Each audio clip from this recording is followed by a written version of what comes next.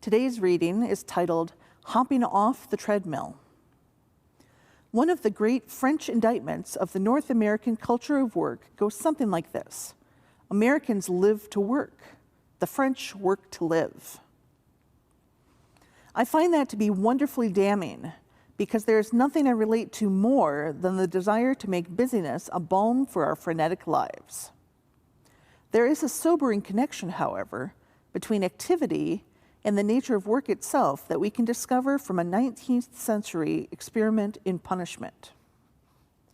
In 1818, a civil engineer named William Cubitt put his mind to addressing a perplexing social problem.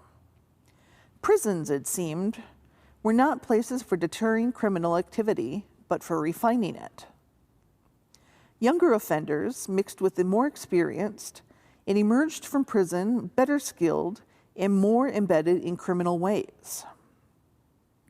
It occurred to Cubitt that he had skills that could put prisoners to work in ways that would train them in useful labor, curb social interaction, and better prepare them for life beyond prison.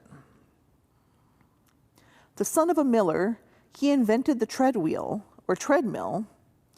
a massive paddle wheel set beside a platform where prisoners could be positioned to step on an endless staircase that rose up before them as the wheel turned.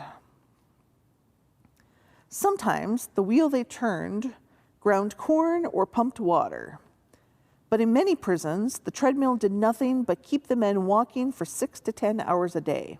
They milled air. Social interaction among the men on the treadmill was curbed by the building of partitions between them. Loneliness and monotony became the most dreaded aspect of the treadmill, and the public was invited to watch and allowed to jeer and taunt the prisoners laboring on the wheel. Oscar Wilde was one who served time on the prison treadmill. Its use was discontinued by the turn of the century when society deemed it a form of torture to set men to work that had no meaning and allowed no human connection. Today, the treadmill metaphor has a similar connotation. When we say we want to get off the treadmill, we are saying we want lives that are meaningful. We feel trapped in activities that are monotonous and carry little meaning or purpose. We might feel we are climbing an endless staircase of achievement for high grades or success. Like an M.C. Escher drawing, we might feel caught in an endless staircase of caregiving, work, or social pressure. In such situations, we long to stop and get off the endless round of meaningless activity with unending loneliness.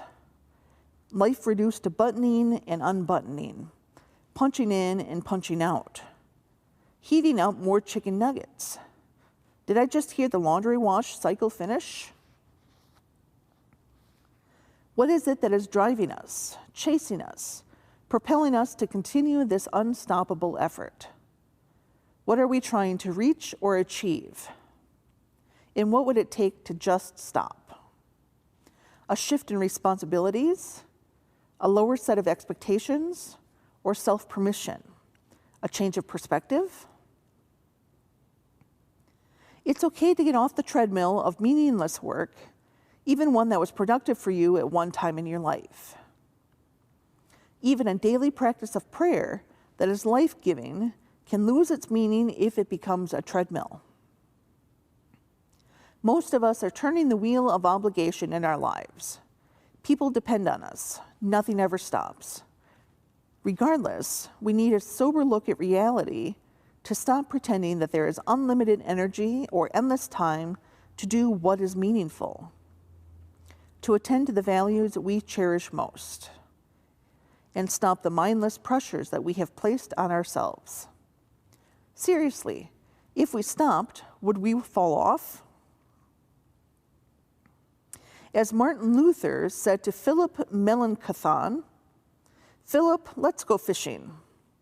Today we can leave the governance of the universe to God."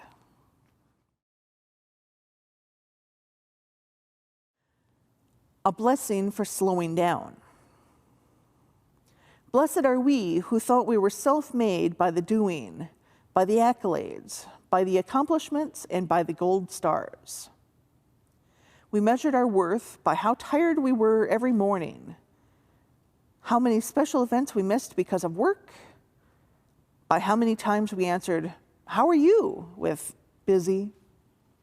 We thought, this is the good life. But then we grew tired and lonely.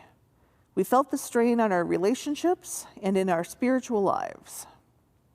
And we became a bit miserable to be around. So blessed are we who stop. Well, okay, maybe not stop entirely. Who are we kidding? But who slow down. We who discover rest and new life and renewal when we step off the treadmill, or at least turn it down.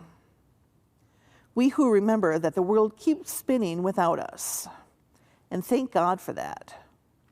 We who remember that we are loved, loved, loved, not for what we do, but for who we are.